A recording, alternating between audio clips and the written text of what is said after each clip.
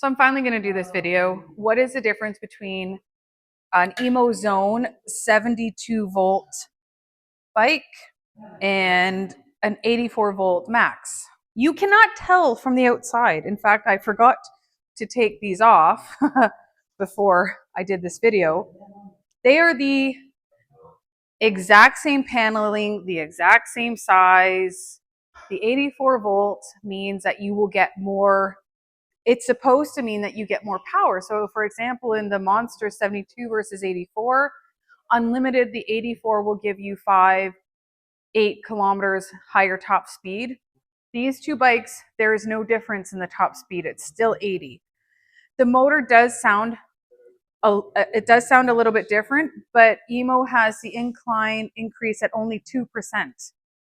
So for the additional cost, for the max, anybody who calls, emails that I talk to and consult, because that's what I'm very good at, I will never tell you to get, I will never advise you to spend the money on a max, ever, unless you live in a really hilly area like Huntsville or you're 300 pounds plus. That's the only time I'd be like, okay, spend the extra $700-800.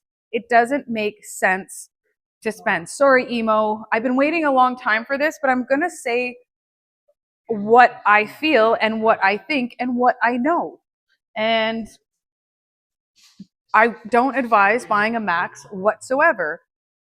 And also, do not buy the 84 volt 20, good thing I've got a mic, 84 volt 20 amp hour. Don't buy that in this bike.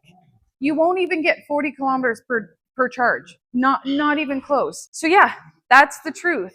They have been programmed to do the same performance. One doesn't take off more than the other. One doesn't. I haven't taken them up the hill. I'm going to tell you that straight up. I haven't taken up the hill, but if Emmo's only gotten a 2-degree difference, it means that this isn't even going to throw you up a hill faster or with more power than this one, but theoretically, it should. Same bike, same parts. There you have it. I finally said it.